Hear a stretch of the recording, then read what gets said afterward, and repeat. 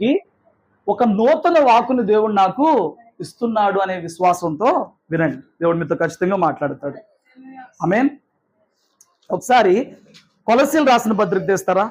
బైబిల్లో ఉన్నాయి అందరి దగ్గర.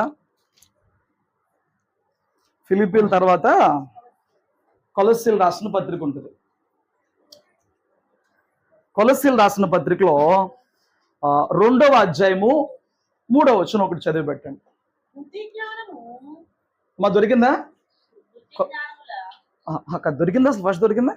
కొత్త నిబంధన ఉందా బైబిల్లో మీకు? కొంతమందికి వాక్యం చదివేటప్పుడు అక్కడ చూడాలి, చెప్పేటప్పుడేమో సాగునంగా చూడాలి. చాలా మంది రివర్స్లో చేస్తూ ఉంటారు. చదివేటప్పుడేమో బైబిల్ తీరు, చెప్పేటప్పుడేమో అప్పుడు బైబిల్ తీసి నిజంగా అదే చెప్తున్నా లేదని చూస్తారు కొంతమంది. ఇప్పుడు చూడండి, కొలస్సీ పత్రిక తీసారా? 2-3 చదవండి ఎవరన్నా ఒకళ్ళు. బుద్ధి జ్ఞానములు సర్వ సంపదలు ఆయనలో గుప్తముగా ఉన్నవి. ఎవరిలో గుప్తంగా ఉన్నవి? అక్కడెక్కడో స్వామీజీ చెప్పాడనంట, గుప్త నిధుల కోసం చదివారంట. ఆ పాడుబడిపోయిన బంగ్లాలో, పాడుబడిపోయిన కొండలో, ఆ రాజుగారి పాత కోటలో, ఆ బంగ్లాలో చదివారంట. యూరోలందరూనేమో చాలా రోజులు కనిపెట్టలా, ఎప్పుడొకప్పుడు కనపడతారు కదా. రాత్రి పూట లైట్లు వేసి, టార్చ్ లైట్లు వేసి ఇవన్నీ చేస్తుంటే వాళ్ళకి భయం వేసి పోలీసులు ఫోన్ చేస్తే పోలీసులు గబగబ వచ్చి వాళ్ళని పట్టుకెళ్ళారంట. ఏంట్రా మీరు ఇక్కడ ఏం చేస్తున్నారని అంటే, గుప్త నిధులు ఉంటాయి, మాకు బాబాజీ స్వామీజీ చెప్పాడు, ఏదో చేసాడు, రాజు ఇలా చేసి చెప్పాడు, సో మేము దానికోసం వచ్చామని చెప్పారంట. మొత్తాన్ని వేస్తారు లోపల. సో గుప్త నిధులు రాజుగారు కోటలో ఉంటాయో లేదో, మళ్ళీ ఆ గుప్త నిధులు కనిపెడతానికి ఈ డిస్కవరీ ఛానల్లో ఆడతాడు బండోడు, ఇలా పెట్టి స్కాన్ చేస్తూ ఉంటాడు అనమాట. కింద ఏమన్నా నేను చూసారు ఎవరన్నా ప్రోగ్రామ్ అది కొనుక్కొచ్చాడు. లేటెస్ట్ టెక్నాలజీతో ఆ స్కానర్లో భూమిలో దొరికి కొనుక్కొచ్చాడు. అడిగి ఏం కావాలంటే గుప్త నిధులు. బైబిల్లో దేవుని వాక్యం ఏం చెప్తున్నారంటే, ఇక్కడ అందరూ యేసు గురించి తెలిసిన వాళ్ళే, రక్షణ గురించి తెలిసిన వాళ్ళే, నేను కొత్తగా మళ్ళీ దాన్ని చెప్పట్లేదు. కానీ యేసు ప్రభు వారిలో గుప్తముగా ఏమున్నాయి, దాచబడి ఏమున్నాయి, యేసు ప్రభు వారిలో మర్మంగా ఏమున్నాయి అని అంటే, బుద్ధి జ్ఞానము సర్వ సంపదలు ఆయనలోనే ఉన్నాయి. స్తోత్రం చెప్తారా? మళ్ళీ వినాలి ఒకసారి. యేసు ప్రభు వారిలో బుద్ధి జ్ఞానము సర్వ సంపదలు ఆయనలోనే ఉన్నాయి. స్తోత్రం చెప్పండి. ఇప్పుడు సర్వ సంపదల కోసం వేసే నమ్ముకోమని చెప్తే పచ్చి తప్పది. ఎందుకో చెప్పనా, యేసును నమ్ముకోకపోయినా లోకంలో కష్టపడేవాడికి వాడి కష్టానికి తగ్గ ప్రతిఫలం వచ్చింది. యేసును సర్వ సంపదల కోసం నమ్ముకోవాల్సిన అవసరం లేదు. అలాగనుకుంటే అంబానీలు, టాటా బిర్లా వీళ్ళందరూ కూడా యేసును నమ్ముకున్న వాళ్ళు కాదు. అయినప్పటికీ యేసు ప్రభు వారిలో కూడా సర్వ సంపదలు ఉన్నాయి. భౌతికమైనవి ఉన్నాయి, పరసంబంధమైనవి ఉన్నాయి. యేసు ప్రభు వారిలో నేను 3 రకాల ఆస్పదాలు చెప్తా. ఒకటి మనీ, రూపాయి సంబంధంగా కలిగేది మనీ. ఒకసారి మీకు ఆ విషయం అర్థం కావాలంటే ఆదికాండం 24 మొదటి వచనం ఒకటి చదివి పెట్టండి. ఆదికాండము 24 మొదటి వచనం ఒకటి చదివి పెట్టండి.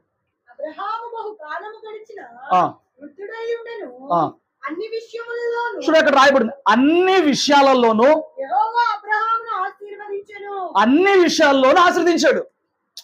సో అన్ని విషయాలు ఆశీర్వదించబడ్డాడు. ఈ మాట గుర్తుపెట్టుకోండి. ఇప్పుడు ఎవరినన్నా ఒక 50-60 ఇంకా ఆ గ్యాప్ లో 70 మధ్యలో 50 to 70 మధ్యలో ఉన్న వాళ్ళని కదిపి, వాళ్ళు ఒకప్పుడు బాగా బ్రతికి ఒక మంచి జాబ్ లో ఉన్న వాళ్ళు ఇప్పుడు కదిపి బాగున్నారని అంటే, వాళ్ళు ఒక 4 చెప్తారు, 4 కంప్లైంట్లు చెప్తారు. ఇది బాగుంది, ఆడిపోతూ బాగుంది, అక్కడ బాగుంది. ఓకే, తర్వాత ఏంటి అని అంటే కానీ కాసిన కంప్లైంట్లు చెప్తారు. అబ్రహాం జీవితంలో నాకు ఇది ఉంది, నాకు ఇది లేదు, నేను ఇది పొందుకోలేదని చెప్పడానికి వీలు లేకుండా యేసయ్య అబ్రహాముని అన్ని విషయాల్లో ఆశ్రదించాడు. ఇందులో సక్సెస్ అయ్యా, అందులో తనతో పాటు తన తమ్ముడు కొడుకు వస్తే కలిసి జీవించడానికి ప్లేస్ చాలా. అంతటి ఆశీర్వాదము అబ్రహాముకి దేవుడు ఇచ్చాడు. ఆయనలో భౌతికమైన ఆశీర్వాదాలు ఉన్నాయి. 2, ఆరోగ్యపరంగా, దేహపరంగా వ్యాధులు, బాధలు కొన్ని జీవితాల్లో ఉంటాయి. పేతురుపత్రిక 2వ అధ్యాయం అంటాడు, ఆయన పొందిన దెబ్బల చేత మీరు స్వస్థత పొందుకుంటున్నారు, ఆయన గాయముల చేత మీరు స్వస్థత పొందుకుంటున్నారు. సో యేసు ప్రభు వారిలో భౌతికమైన స్వస్థత ఉంది. స్తోత్రం చెప్పు. 3వ మాట ఒకటి చెప్తానండి, ఎఫెసీయులకు రాసిన పత్రిక అనుకోండి, ఒకసారి తీయండి. ఇంకేముంది యేసు ప్రభు వారిలో? ఈ రెండు అందరూ తెలుసు. చాలా మంది వెంబడిస్తుంది కేవలం దీనికోసమే. కానీ నేను కూడా చెప్తానండి, ఎఫెసీయులకు రాసిన పత్రిక 1:3 కూడా చదవండి. మన ప్రభువైన యేసుక్రీస్తు యొక్క తండ్రియగు దేవుడు స్తుతింపబడును గాక.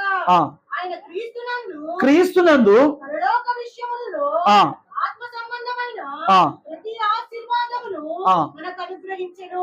ఆత్మ సంబంధమైన ఆశీర్వాదము, భౌతికమైన అన్ని విషయాల్లో ఆశీర్వాదము, శారీరకంగా ఆరోగ్యపరంగా కృప ఆశీర్వాదము, తర్వాత ఇక్కడ ఆత్మ సంబంధమైన ఆశీర్వాదం కూడా ఉంది యేసు ప్రభు వారిలో. ఇక ఏ దేవుడిలో కనిపించింది, ఇక ఎవరు ఇవ్వలేంది, ఎవరు చేయలేంది. మూడవది యేసు ప్రభు వారి దగ్గర మాత్రమే దొరికిందండి, ఆత్మ సంబంధమైన ప్రతి ఆశీర్వాదం కూడా ఎవరిలో ఉంది? యేసు ప్రభు వారిలోనే దాగుంది. స్తోత్రం చెప్పండి. ఓకే, ఇప్పుడు నాకు మాట చెప్పండి, ఇవి పొందుకునే మార్గం ఏంటి? అలాగా మనం స్కానర్లు తెచ్చి ఎతికేసేస్తే ఇవన్నీ అవ్వవు కదా. యేసు ప్రభులో, యేసులో ఉన్నాయి, అన్ని గుప్తంగా ఉన్నాయి, మర్మంగా ఉన్నాయి, ఉన్నాయి లేవా? లేవనవడం చెప్పగలరా? కళ్ళ ముందు ఎంత కనపడుతుంటే యేసులోకి వచ్చిన తర్వాత భౌతికంగా ఎలా మార్చబడుతున్నారు, ఆరోగ్యపరంగా ఎలా మార్చబడుతున్నారు, ఆత్మ సంబంధంగా ఎలా వృద్ధిలోకి వస్తున్నారు, కళ్ళ ముందు మనం చూస్తున్నప్పుడు లేవని చెప్పగలమా? చెప్పలేం. సరే, పొందుకోవాలంటే మార్గం ఏంటి? ఎవరన్నా వాళ్ళు చెప్తారా? నువ్వేదో చెప్పావు, నమ్మి విశ్వసించాలి. ఎలా పొందుకోవాలి? ఎలా తెలియాలి కదా. నమ్మకస్తులుగా ఉండాలి. Very good. ఇంకా ఇంకా ఇంకా వెతకాలి. Very good. ఇంకా వాక్యం ద్వారా బలపడాలి. ఇంకా మీకు చాలా జ్ఞానం ఉంది, నాకే లేదు. ఇంకా రక్తం ముందు కడగబడాలి. Very good. ఇంకా ఎవరన్నా ఎలా పొందుకోవాలి? మీకు వాగ్దానాలు ఉంటాయి కండి, దుగుడి మీకు ఇవ్వబడును, తట్టండి, వెతకండి. కొంతమంది బైబిల్లో 1-2 వాక్యాలు విని 1-2 ప్రసంగాలు విని అక్కడ ఆగిపోతారు. అడగమన్నాడు కదా అని చెప్పి ఇక ఇక ఇక లోపలికి వెళ్ళిపోయి తలుపులు వేసుకుని ఎత్తావా సత్తావా. రాత్రి నువ్వు మాట చెప్తాను, చాలా జాగ్రత్తనండి. యేసులో ఎన్ని గుప్తంగా ఉన్నాయి, కానీ ఎవరికి ఏది పంచిపెట్టి ఎవరిని ఎలాగ ఆశ్రదించి ఎవరిని ఎలాగ తన మహిమ కొరకు వాడుకోవాలో ఆయనకు ఒక ప్రణాళిక ఉంది. నేను కోరారు కదా అని చెప్పి నాకు ఐశ్వర్యం ఇచ్చాడు, నువ్వు కోరావు కదా అని చెప్పి నీకు ఆత్మతో ప్రతి ఆశీర్వాదాన్ని ఇచ్చాడు, నువ్వు కోరావు కదా నీకు స్వస్థత ఇచ్చాడు. ఎవరిని ఎలా ఉంచి ఎవరిని ఎలా ఆశ్రదించి వాడుకోవాలో ఆయనకి తల్లి గర్భంలో ఉన్నప్పుడు ఒక ప్రణాళిక ఉంది. ఇప్పుడు ఇక్కడ ఉన్న చాలా మందికి క్రైస్తవులు, ఇక్కడే కాదు మనలో చాలా ఈ సొసైటీలో క్రైస్తవులకి దేవుడి చిత్తం ఏంటి నా పట్ల, దేవుడు నన్ను ఎలాగ పిలిచాడు, ఎలాగ వాడుకోవాలనుకుంటున్నాడు, ఏమి ఆయన ఇద్దాం అనుకున్నాడుతో పని లేదు. వీడికి ఒక లిస్ట్ ఉంటుంది, వీడికి ఒక కోరిక ఉంటుంది, వీడికి ఒక చెట్ట ఉంటుంది అనమాట, సరుకుల చెట్ట. దాన్ని తీసుకెళ్ళి పెడతాడు, ఇది చేయి ఎట్ట మార్చు, ఎటు చేయి. ఒక నిమిషం జాగ్రత్త. దావీదు తన జీవితంలో ఎప్పుడైనా నన్ను రాజుగా చెయ్యి అడిగాడా? అడిగితే అయ్యాడా? అడగలేదా? సరిగా చదివారా? అడిగాడా? అడగలేదా? దావీదు ఎప్పుడైనా నన్ను రాజుగా చేయొచ్చుగా అడిగాడా? మరి ఎందుకు చేశాడు దేవుడు? ఆయనకు ఆ ప్రణాళిక ఉంది ఆయన పట్ల. యోసేపు ఎప్పుడన్నా మా అన్నలో నాకు సాగిలు పడేలాగా చేయి ప్రార్థన చేశాడా? మరి ఎందుకు చేశాడు దేవుడు? ఉందా? ఈ రోజున దేవుని ప్రణాళికతో ఎవరికే ఇష్టం లేదు, దేవుని ప్రణాళికతో ఎవరికి సంబంధం లేదు. ఆడో ప్రణాళిక కలిగి ఉంటాడు, దేవుడి దగ్గరికి వెళ్తే చేస్తావా చేయవా అంటే అలా అవదు. నీ పట్ల ప్రణాళిక ఉంది.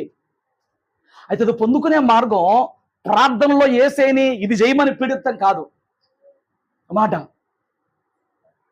నువ్వు ఏదైతే ప్రార్థన చేస్తున్నావో అది దేవుని చిత్తమో కాదో కనిపెట్టే బుద్ధి నీకు ఉండాలి.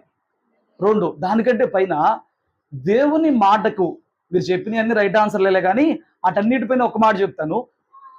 దేవునిలో ఉన్న ఏ ఆశీర్వాదమైనా నువ్వు పొందుకుంటానికి ప్రార్థన కావాలి, విశ్వాసం కావాలని ఓకే మీరు చెప్తున్నారు. దానిపైన ఇంకొక గట్టి మాట చెప్తాను, ఒకటే మాట చెప్తే ఇప్పుడు వాక్యంలో ఏంట్రా అంటే, నువ్వు యేసయ్యకు ఆయన మాటకు విధేయత చూపించడం తెలిసి ఉండాలి. ఏం తెలిసి ఉండాలండి? ఇప్పుడు విధేయత చూపించే క్రైస్తవులు అందరూ స్తోత్రం చెప్పండి.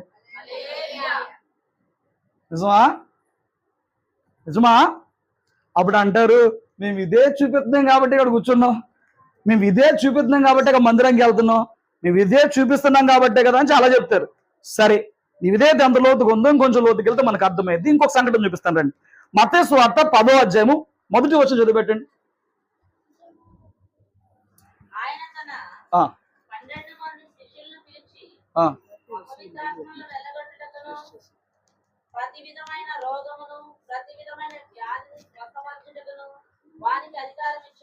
వాళ్ళు అడిగారా?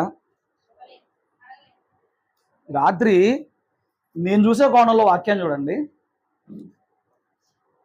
నేను చూపించి ఎక్కడైనా అసలు వాళ్ళు ఏం అడగరు, అన్నీ ఆయనే చేస్తాడు. మాట నీకు అర్థమైందా? ఈ రాత్రి నేను చూపించే రిఫరెన్స్లు ఎక్కడా కూడా వాళ్ళు నాకు ఇచ్చేయి అని అడగరు. ఇప్పుడు అలాగే నేను ప్రార్థన మానేమంటలా, ప్రార్థన చేయడం మానేమంటలా. ప్రార్థన చేస్తున్న నీకు విధేయత చూపించడం వచ్చా? దేవుడు నీతో మాట్లాడుతున్నప్పుడు, దేవుని వాక్యం నీ వద్దకు వచ్చినప్పుడు, వాక్యం నీ జీవితాన్ని సరిచేసే ప్రయత్నం చేస్తున్నప్పుడు, దేవుని ఆత్మకు ఆయన వాక్కుకు విధేయత చూపించడం నీకు వచ్చా? తెలుసుకోవాలి. ఇప్పుడు మనం మళ్ళీ స్టెప్ బై స్టెప్ వెళ్దాం. అబ్రహాం దగ్గరికి వెళ్ళాం. అబ్రహాముని భౌతికంగా అన్ని విషయాల్లో ఆశీర్వదించాడంట. ఎందుకు ఆశీర్వదించాడు? అబ్రహాం అడిగాడా? కానీ దేవుడు ఈ భూమి మీద తన కుమారుణ్ణి పంపించాలనుకున్నప్పుడు ఒక సంతానము తన విధులతో ప్రత్యేకించబడిన ఒక సంతానం కావాల్సి వచ్చింది. అలా ఎన్నుకోవాల్సి వచ్చినప్పుడు లోపం కలిగి ఉన్న ఈ కుటుంబాన్ని దేవుడు పిలుచుకున్నాడు. పిలుచుకున్నప్పుడు అబ్రహాము విధేయత చూపించాడు. కొన్ని వందల మైళ్ళు తను పుట్టి పెరిగిన తండ్రి ఇంటిని, దేశమును అన్నిటినీ వదిలేసేసి వెళ్ళిపోయాడు. ఈ రోజున చాలా మందికి ప్రార్థన చేసేటప్పుడు అబ్రహాం ఆశ్రదించావుగా, యాకోబు ప్రార్థన జరిగితే ఆశ్రదించావుగా ఒక డిమాండ్ చేస్తారండి కొంతమంది. వేసి నువ్వు అబ్రహాం ఆశ్రదించావు, యాకోబుని ఇజ్రాయేల్గా చేసావు, నన్నేం చేయట్లేదు. నువ్వు అబ్రహాం లాగా విధేయత చూపించగలవా? విధేయత చూపించడం నీకు వచ్చా? చూడండి, ప్రార్థన చేయడం వస్తే సరిపోదు. నువ్వు ఎంత ప్రార్థనా పర్రాలు అని చెప్పి డబ్బాలు కొట్టుకొని సరిపోదు. నువ్వు ఎంత ప్రార్థనా పరుడువో పర్రాలువో అది నీ విధేయతలో అందరు కనబడిపోద్ది. నువ్వు డబ్బా కొట్టుకుని నేను 3 గంటలు 4 గంటలు ప్రార్థన చేస్తా అని చెప్పి కొంతమంది చెప్పుకుని వాళ్ళ జీవితంలో విధేయత చూపించడం రాదు. నేను అన్నాను, ఈ 4 గంటల ప్రార్థన నువ్వు దేవుడితో నిజంగా సహవాసం చేస్తున్నప్పుడు 3 గంట నువ్వు దేవుడితో గడిపిన తర్వాత నీ అంతరంగము ఇదేదైనా నీ చిత్తం ప్రభువా అని నీ ప్రాణాత్మ దేహాలను ఆయన వాక్కు కోసం సమర్పించుకునే స్థితికి నీ ప్రార్థన తీసుకురాలేదంటే నువ్వు చేస్తున్న ప్రార్థన కాదు. నువ్వు ప్రార్థన చేస్తున్నావు, ఆ ప్రార్థన నీ చిత్తం ఏదైనా నీ లోబడుతున్న ప్రభువా అని అంతటి విధేయత స్థితికి, ఆ లోబడే స్థితికి నీ ప్రార్థన తీసుకురావట్లేదు నిందనంటే నువ్వు చేసే ప్రార్థన కాదు, అది సరైన ప్రార్థన కాదు, అది ఆత్మ సంబంధమైన ప్రార్థన కాదు. నువ్వు నిజమైన ప్రార్థన చేసేవాడివైతే ఏదైనా నీ చిత్తం ప్రభువా అని విధేయత చూపించడం ఈ పాటికి నీకు వచ్చింది. నీకు విధేయత చూపించడం వస్తే చూడు, అది భౌతికమైందా, ఆత్మ సంబంధమైందా, ఏదైనా కూడా అడగకుండానే ఎక్కువిస్తాడు. అడిగి ఏడ్చి గోల్ చేసి గగ్గోలు పెట్టి నువ్వేమీ తెచ్చుకోవాల్సిన అవసరం లేదు. మళ్ళీ దానికోసం నిలబడి నేను రాత్రి అంతా యాకోబులాగా మోకలేసి ప్రార్థన చేశాను, మా చెప్పులు గట్టిపడిపోయినాయి, దేవుడు నాకు ఈ మేలు చేశాడు. కొంతమంది ఏడుపులు చూడలేక కూడా ఇస్తాడు, కానీ అది నీకు నిజంగా ఆశీర్వాదం కాదు. కొంతమంది ఏడుపులు చూడలేక, కన్నీరు కాదు ఏడుపు, నాకు దేవుడు ఇది ఇవ్వట్లేదు, ఏడుపులు చూడలేక కూడా ఇస్తాడు, కానీ అలా వచ్చిన నీకేం ఆశీర్వాదం కాదు. నువ్వు విధేయత చూపిస్తే నిన్ను ఏ సెక్టార్లో ఉంచాలో, నిన్ను ఏ చోట ఉంచాలో, నువ్వు కనుక ఒక చిన్నపిల్లవైతే నిన్ను ఏ కుటుంబంలోకి తీసుకెళ్లాలో, నువ్వు కనుక అవసరం అయితే నిన్ను ఏ చోట జాబ్లో పెట్టాలో, నిన్ను ఎక్కడెక్కడ ఎలా పెట్టి దీవించాలో, నిన్ను దీవెనకరంగా ఉంచాలో ఆయనకు ఒక ప్రణాళిక ఉంది, ఆయనకు ఒక ఉద్దేశం ఉంది. నువ్వు విధేయత చూపిస్తూనే ఉండాలి. నీకు తెలియకుండానే నిన్ను అనేకులకి ఆశీర్వాదకరంగా నువ్వు ఉన్న చోట, నువ్వు అడుగుపెట్టిన చోట, నువ్వు పని చేస్తున్న చోట నిన్ను అనేకులకి దేవుడు ఆశీర్వాదకరంగా మార్చేస్తాడు. సరే, మళ్ళీ మొదటికి వస్తున్నా. నీకు విధేయత చూపించడం వచ్చారా?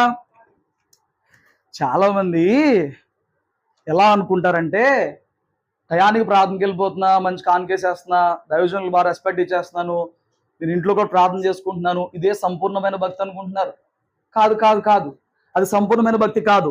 దేవుడు నిన్ను పిలుచుకుంది ఎందుకనంటే నిన్ను యోసేపులాగా ఒక రాజుగా అక్కడ మేడ మీద కూర్చోబెట్టి జనులందరూ చూపిస్తానికి కాదు, నీ ద్వారా ఆయన చిత్తము, నీ ద్వారా ఆయన రాజ్యానికి మేలు కలిగేలాగా నిన్ను ఒక పాత్రగా మార్చుకుంటా పిలిచాడు. హల్లెలూయా. దాని కొరకు ఇంత భక్తి చేశారంటే చాలు. నువ్వు దేవుని సన్నిధిలోకి వెళ్ళొచ్చినప్పుడల్లా ఒక నూతన మాటతో నీ జీవితంలో మరింత ఆత్మీయ జీవితంలో మెరుగుదిద్దుకునేలాగా, మరింత నువ్వు మెరవబడేలాగా. చూడండి, ఇత్తడి గిన్నెల ఏమంటే ఆ గిన్నెలు ఆడు పక్కన పడేస్తే అవి కొన్ని రోజులకి అలాగ నల్ల రంగులోకి వచ్చేస్తాయి. ఇతడేనా తర్వాత అంటే చింతపండు పెట్టి తావాలంట, మెరుస్తా ఉంటాయంట, మెరుస్తా ఉంటాయంట. తగ్గించాలా పెంచాలా? పెంచాలా? నేను పెట్టుకుని చాలు. హల్లెలూయా. అంట మెరుస్తూ ఉంటాయి అంట. అలా నువ్వు దేవుని సన్నిధిలో నిజముగా ప్రార్థనలో గడిపొచ్చావంటే నీ అంతరంగం మెరిసిద్ది, అది నీ మొహంలో కనిపించింది. ఇప్పుడుదా ప్రార్థన చేశానంటాడు, మొహంలో చిట్పటాడుతూనే ఉంటుంది అనమాట. కొంతమంది అది ప్రార్థన కాదు. నేను అంటాను విధేయతలో కొన్ని విషయాలు చూపిస్తాను. ఒకసారి రండి, ఒకసారి ఎఫెసీయులకు రాసిన పత్రిక, మళ్ళా ఒకసారి ఎఫెసీయులకు రాసిన పత్రిక 6వ అధ్యాయం 1వ వచనం.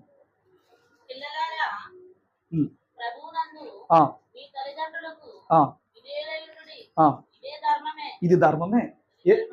ఏం చేయాలంట? పిల్లలారా ప్రభువునందు మీ తల్లిదండ్రులకు విధేయులై ఉండండి. పిల్లలు ఏం చేయాలంట? ఈ బాధ చెప్తున్నారు చిన్నప్పుడు పిల్లలకి. చిన్నప్పుడు అంటే ఎప్పుడు?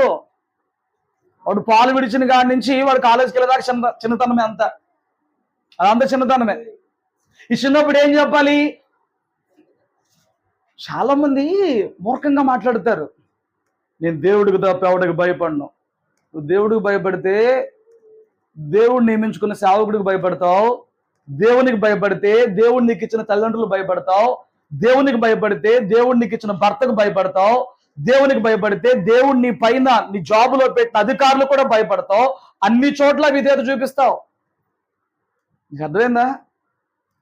కొంతమంది భక్తి పేరుట నేను దేవుని మాట తప్ప ఎవడి మాట ఎన్నో, దేవునికి తప్ప ఎవరికి లోబడినో. మరి ఇక్కడ దేవుని మాటే. ఏంటి దేవుని మాట? ప్రభువునందు మీ తల్లిదండ్రులకి లోబడి ఉండాలి, విధేయులై ఉండాలి. స్తోత్రం చెప్పండి. విధేయులై ఉంటే వచ్చే ఆశీర్వాదం ఏంటో నేను మీకు చూపిస్తాను. అమ్మ అదంతా అక్కర్లేదు, నేను ఒక సంఘటన చూపిస్తా. 1వ దినవృత్తాంతం 28వ అధ్యాయం ఒకసారి 9వ వచనం చూడండి. 1వ దినవృత్తాంతాలు 28.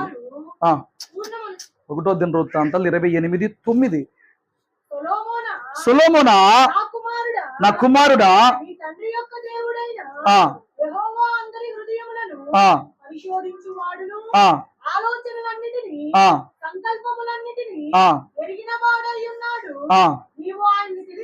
తెలుసుకొని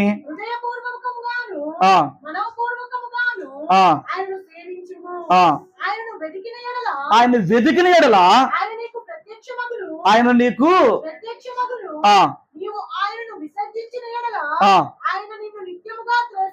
ఓకే, ఇది మీకు తెలుసు. మళ్ళీ చెప్తున్నా, తెలిసిందేగా అనమాక. తెలుసు. ఇంకో మాట చెప్తా కొత్తగా. దావీదు చనిపోయేటప్పుడు కుమారుడు చనిపోక మునుపు, చనిపోయినంటే కరెక్ట్ గా మరణపడకలేం కాదులే, నేను వెళ్ళిపోతున్నాను నాన్న తనకు అర్థమైనప్పుడు కొడుకు పిలిచి ఒక మాట చెప్పాడు. ఒరే గొర్రెలు కాసుకునే నేను ఈ స్థితిలోకి వచ్చానంటే దేవుడే, నువ్వు దేవుడిని పట్టుకో చాలు, వెతికితే ప్రత్యక్షం అవుతాడు. ఏం చేస్తాడంట? వెతికితే దేవుడు ప్రత్యక్షం అవుతాడు. వదిలేసావా ఆయన నిన్ను కూడా వదిలేస్తాడని తండ్రి ఒక మాట చెప్పాడు. కుమారుడు అన్నాడు అని అంటే ఆడమన్న మావులోడా, రాజుగారు కొడుకు, ఆడికి ఎంత గర్వం ఉండాలి, వాడికి ఎంత అధికారం ఉండాలి. ధనాన్ని చూసుకుని అందాన్ని చూసుకుని, సొలొమోను అందగాడు అందాన్ని చూసుకుని, తన తండ్రిని బట్టి వచ్చిన ఆ గౌరవాన్ని చూసుకుని, లేకపోతే ఆ అధికారాన్ని చూసుకుని ఎంత అహంకారం ఉండాలి. చాలా మంది పాడైపోయేది అక్కడే. ఏ స్థితిలో నుంచి ఈ స్థితికి వచ్చామో బిడ్డలకు చెప్పక, వాడేంటో పుడతమే గోల్డెన్ స్పూన్ గా పుట్టాడని చెప్పి వాడు ఊహించుకుని నాయనమ్మలు మా నాన్న ఉన్నాడు, నాయనమ్మలు మా అమ్మ ఉందని చెప్పని వీధులకి ఇష్టం వచ్చినట్టు జీవించి వాళ్ళ తల్లిదండ్రుల భయం ఎక్కడి నుంచి వచ్చిందండి?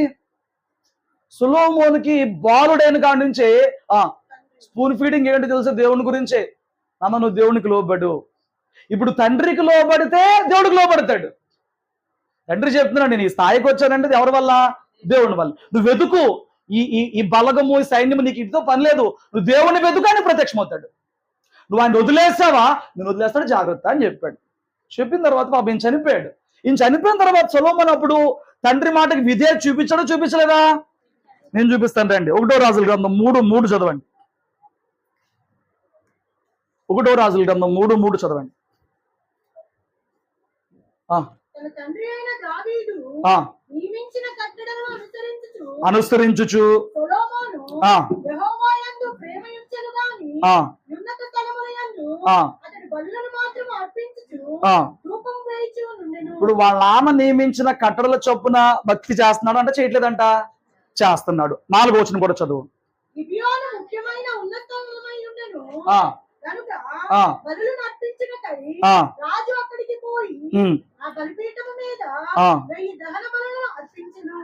గిబియోనులో యెహోవా రాత్రి వేళ స్వప్నమందు సొలొమోనుకు ప్రత్యక్షమై నేను నీకు దేనినిచ్చుట నీకు ఇష్టమో దానిని అడుగమని ఇక్కడ దేవుడు అతనితో సెలవీయగా, మరి నీకేం కావాలో కోరుకోరా అని దేవుడు వచ్చి అడుగుతున్నాడా?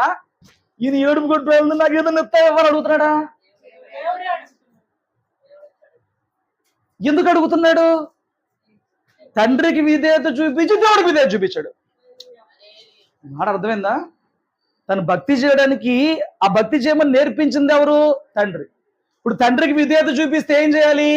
ఖచ్చితంగా భక్తి చేయాలి. ఖచ్చితంగా భక్తి చేయాలి. సో ఇప్పుడు దాని నిమిత్తం అతడు భక్తి చేస్తే పరమ తండ్రికి కన్న తండ్రికి విధేయత చూపించిన సొలొమోను దేవుడు వచ్చి అంటున్నాడు, ఏమన్నా కోరుకోరా. హలో, ఏసే నేను ఎప్పుడన్నా మాట అడిగాడా? ఆయన నేనెందుకు అడగనెత్తా? లేనే అని అడుగుతా. ఆయన నేనెందుకు అడగనెత్తా? అక్కడ చూడండి, ఇప్పుడు 10వ అధ్యాయంలో శిష్యుల్ని పిలిచంట దెయ్యాల మీద అధికారం. వాళ్ళు అడిగారా? సొలొమోను ఎక్కడైనా అడిగాడా? నేను అదే చెప్తున్నా, విధేయత సకల ఆశీర్వాదాలకు విధేయత కారణం, సకల దరిద్రాలకు అవిధేయత కారణం. యేసులో గుప్తమైన గొప్ప ఉండగా ఈ రోజున నీ దరిద్రం అట్లా ఉందనంటే ప్రార్థన చేసి సరిపోదు. అసలు ఇక్కడ సొలొమోను ప్రార్థన చేశాడా? అన్నాడు, నీకేం కావాలో కోరుకురా.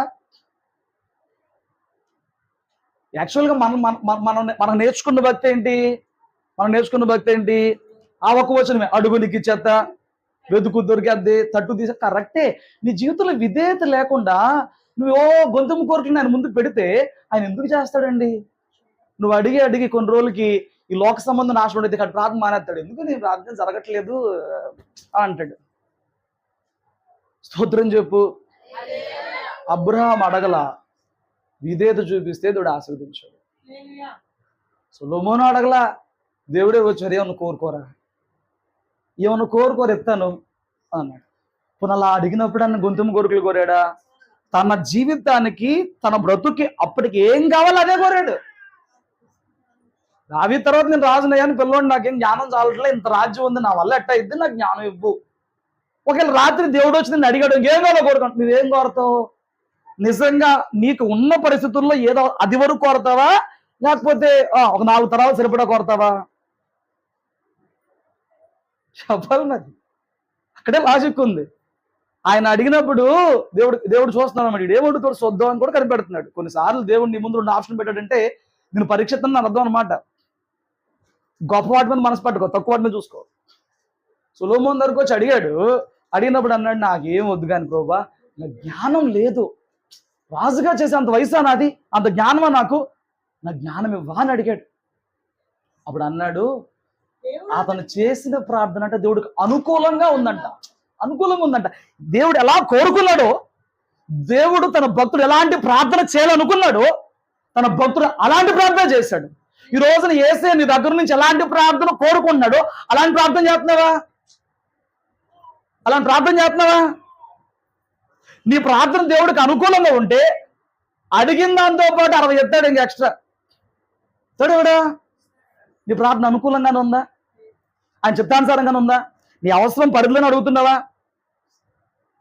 ఏమండి, ఒకసారి పరిచయం చేద్దాం మన భక్తి జీవితాన్ని. ఆయన అడిగాడు, నాకు జ్ఞానం కావాలి. దేవుడు మెచ్చి సబ్బాష్ అని, నువ్వు శత్రువు ప్రాణం అడగలా, దీర్ఘాయుష్ అడగలా, ఏం అడగలా, నువ్వు నాకు అనుకూలంగా కోరావు కాబట్టి నువ్వు అడగకపోయినా ఐశ్వర్యం ఇస్తాను. ఏమిస్తాడంట? అసలు దీనికోసం కింద మీద పడిపోతాడు చాలా మంది, తెలుసా? ఏంటంట? అది అబ్రహాంకి అడిగితే వచ్చిందా? అది సొలొమోనుకి అడిగితే వచ్చిందా? అది దావీదుకి అడిగితే వచ్చిందా? అసలు ఎవరికి బైబిల్లో అడిగితే రాలేదండి.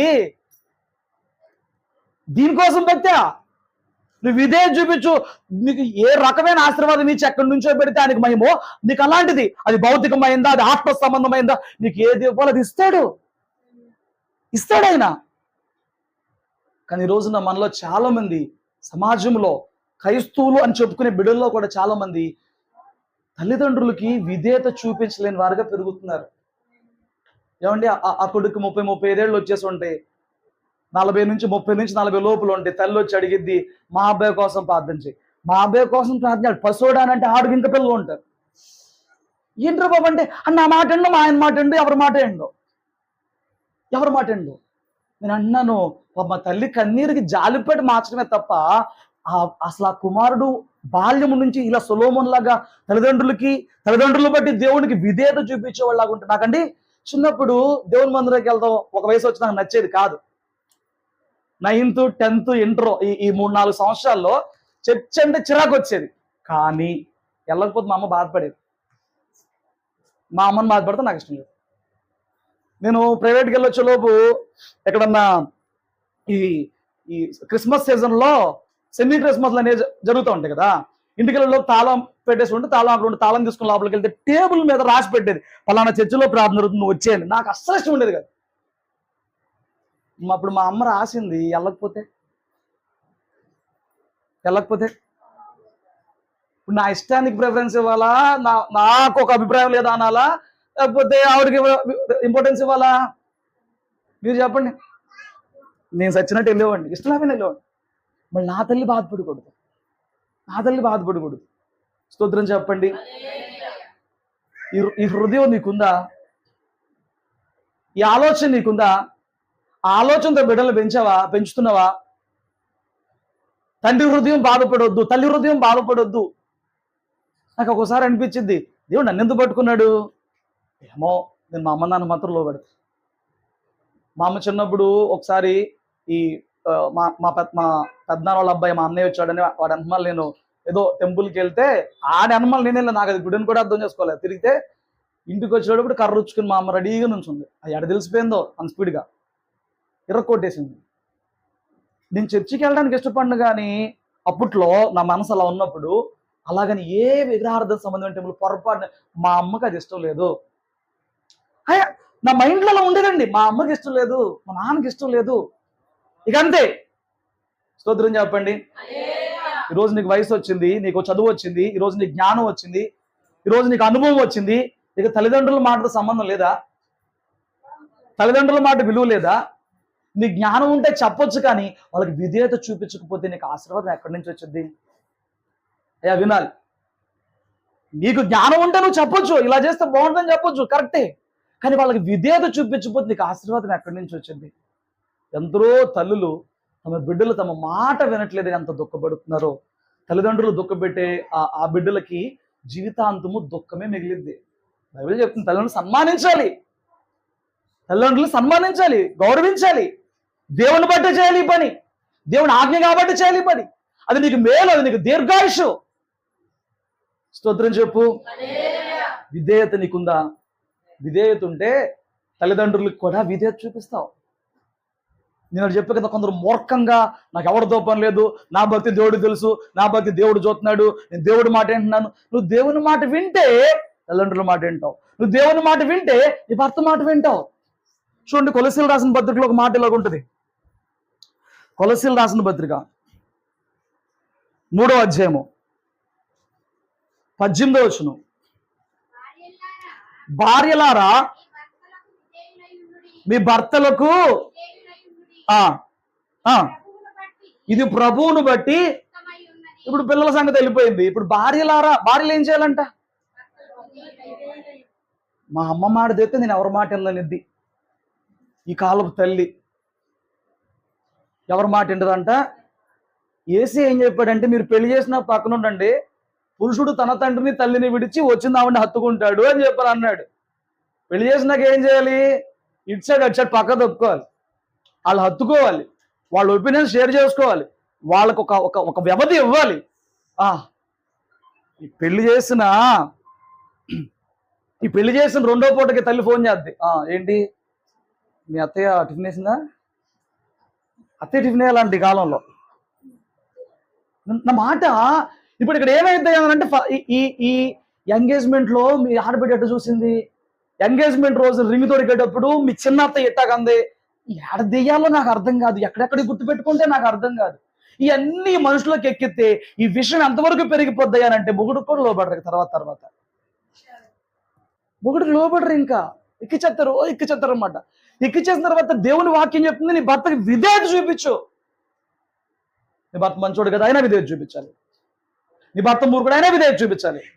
నీ భర్త శాడిస్ట్ అయినా విధేయత చూపించాలి, అంతే. నీ భర్త శాడిస్ట్ ప్రార్థన కొద్దనడా అయిపో ఎదురుకిచ్చి వచ్చి సాధించేదే ఉండదు. అతను మూర్ఖుడా సైకోనా, విధేయత చూపించి అంతే. ఇక్కడ ఏం చేస్తారయ్యా అని అంటే రెచ్చగొడతారు వాళ్ళని కొంతమంది. విధేయత చూపించాలండి. నువ్వు ఆయన నీకు శిరస్సు, ఆయన నీకు తలకాయ లేకుండా బాడీకి ఏమైనా ఉంటుందా మూమెంట్? ఇంకా ఆ తల చెప్పినట్టు బాడీ వెంటనే అదే. నీ జీవితంలో కన్నీటికి కారణం ఏంట్రా అంటే, నీకు ఇచ్చిన భర్తకి నువ్వు లోబట్ల. చాలా మంది కుటుంబాల్లో అసలు భర్తకే అది డంబు బాక్స్ అనమాట, డంబిక, వాయిస్ రాదు, భర్త ఏం మాట్లాడడం, మొత్తం పెత్తనం అంతా ఇంట్లో ఆడలు తీసుకుంటారు. క్రైస్తవ కుటుంబాన్ని తగదు, ఆలోచన చెప్పడానికి నీకు అవకాశం ఉంది తప్ప ఏమంటే ఇలా చేద్దామని చెప్పి పెత్తనం చేస్తాక దేవుడు నీకు అధికారం ఇవ్వలేదు ఎప్పుడు కూడా. అలా చేసి యెజబెల్ రాజ్యాల్లో గొప్పగులు చేసింది. యెజబెల్, నేను అనుకుంటున్నాను ఇక్కడ చాలా మంది యెజబెల్కి చెల్లెళ్ళు అయితే ఎవరు లేరు అనుకుంటున్నాను. స్తోత్రం చెప్పు. ఈ దాంపత్య జీవితం ఆశీర్వదించబడాలా, ఈ కుటుంబ వ్యవస్థ ఆశీర్వదించబడాలా, అందులో సంతోషం సమాధానాలు ఉండాలా. నీ బిడ్డలను నీ చూసి ఎదిగి వాళ్ళ భార్యలతో భర్తలతో వారి బిడ్డలకి నేర్పించేవారు కావాలా. తల్లిగా నీ భర్త ఎలాంటి నన్ను విధేయత చూపించు. ఎంతకాలం అండి అన్నమాట, ఒక కళ్ళనికి ఆయన మారిపోతాడు, ఒక కళ్ళని సెట్ అయిపోతాడండి. మగవాడిని మార్చగలిగే శక్తి ముందు ఆడదానికే ఉంది. ఆది నుంచి కూడా నువ్వు అలా ఓర్చుకుని టైం పట్టు, నువ్వు మార్చేస్తావు ఈజీగా. పేతురుపత్రులు ఏదో చెప్పాడు, ఆడి వాక్యం తెలియకపోయినా నీ మొగుడు సాడు. కొంతమంది ఇప్పుడు నేను ఆడు అన్నానంటే ఆ మాట భార్యలే అంటున్నారు. నేను ఇర్రెస్పెక్టివ్ ఏం చెప్పట్లా, భార్యలే చెప్పేస్తున్నారు. ఆడెండండి, ఎవడరా ఈడంటే మొగుడే, ఆడెండండి, ఆడితో నాకు పడదండి. ఆడెవడో పల్లెటూరులోకి వెళ్ళి మా దేవుడు రాలేదంటారు. ఏ దేవుడు రా అంటే మొగుడే దేవుడు. స్తోత్రం చెప్పు. దాంపత్య జీవితాల్లో ఆశీర్వాదం లేకపోవడానికి కారణం ఏంట్రా బాబు అని అంటే, విధేయత లేక. భర్తల్ని శాడిస్ట్గా ఉండమని దేవుడు చెప్పలా, ఆ కింద వాక్యం కూడా ఉందిలే, మీరు భార్యలకే చెప్తున్నారు అనమాకండి. భర్తలకు ఒకటి చెప్పాడు, నువ్వు ఎలా ప్రేమించుకుంటావో నీ దగ్గరకు వచ్చిన నీ భార్య అట్లా సేమ్ ప్రేమించాలని చెప్తున్నాడు. సో వాళ్ళు నేర్చుకోవాలి, వాళ్ళని కాదంట్లా. కానీ మొదటి ఇక్కడ చెప్పిన మాట, ముందు భార్యలారా మీ భర్తలకు విధేయత చూపించండి, భర్తలారా మీ భార్యల్ని ప్రేమించండి. నువ్వు ఈ దేవుని ఆజ్ఞకు భర్తగా నువ్వు ఈ దేవుని ఆజ్ఞకు విధేయత చూపిస్తే, భార్యగా నువ్వు ఈ దేవుని ఆజ్ఞకు విధేయత చూపిస్తే, నీ కుటుంబ వ్యవస్థలో సాధారణ ఎంత బలంగా దూరదానో దూరలేడు.